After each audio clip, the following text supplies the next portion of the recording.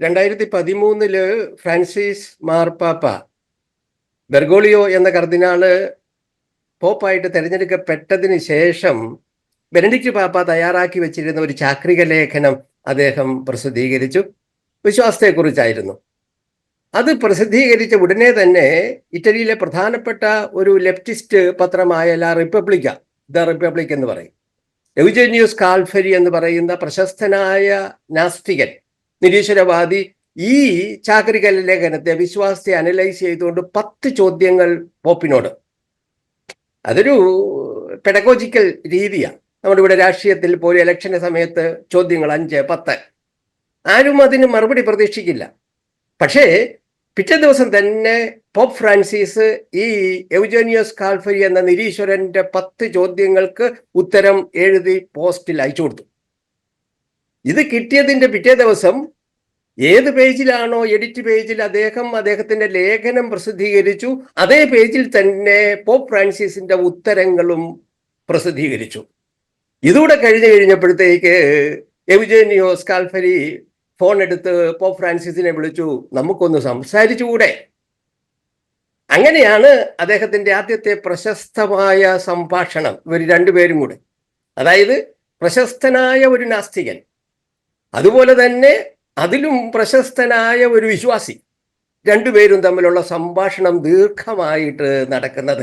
സംഭാഷണം തുടങ്ങിയപ്പോൾ തന്നെ ഈ എവ്ജേനിയോസ് കാൽഫരി എന്ന പത്രാധിപർ പോപ്പ് ഫ്രാൻസിസിനോട് പറഞ്ഞു, ഞാൻ ഇങ്ങോട്ട് ഈ ഇന്റർവ്യൂവിന് അല്ലെ ഡയലോഗിനായിട്ട് വരിക എന്ന് പറഞ്ഞപ്പോൾ തന്നെ എൻ്റെ കൂട്ടുകാർ പറഞ്ഞു, പോപ്പ് ഫ്രാൻസിസ് ചില്ലറക്കാരനല്ല, അങ്ങേരോട് സംസാരിക്കുന്നത് സൂക്ഷിച്ചു വേണം, ഇങ്ങേരെ മാനസാന്തരപ്പെടുത്താനുള്ള ടെക്നിക്കൊക്കെ അങ്ങേര് പ്രയോഗിച്ചെന്നിരിക്കും.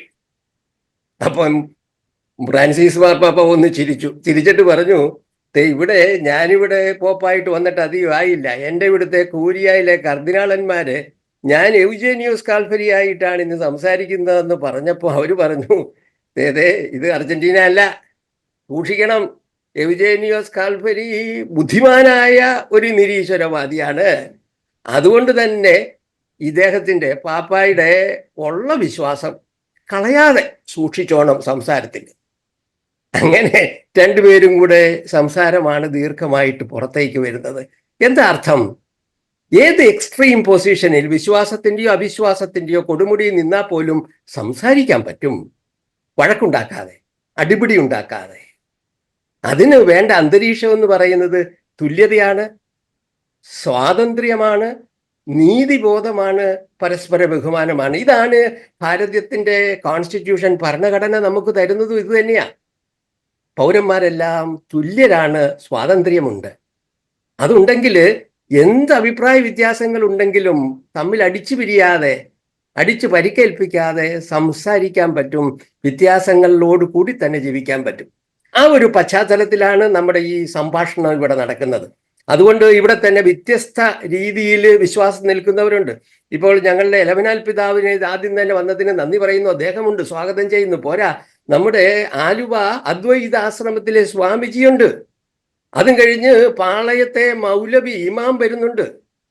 ഞാൻ പറയുന്ന വ്യത്യസ്തമായ ആശയങ്ങൾ ഉള്ളവരാണ് നമ്മൾ. പക്ഷേ നമ്മൾ ചർച്ച ചെയ്യുന്നത് ഈ ഒരു കാരണം, വ്യത്യസ്തമായ മതവിശ്വാസത്തോടു കൂടി നമുക്കെങ്ങനെ കലഹമുണ്ടാക്കാതെ, വഴക്കുണ്ടാക്കാതെ ജീവിക്കാൻ പറ്റും. ഇനി വഴക്കുണ്ടായാൽ പോലും അതെങ്ങനെ പരിഹരിച്ചുകൊണ്ട് സഹോദരങ്ങളായിട്ട് ജീവിക്കാം.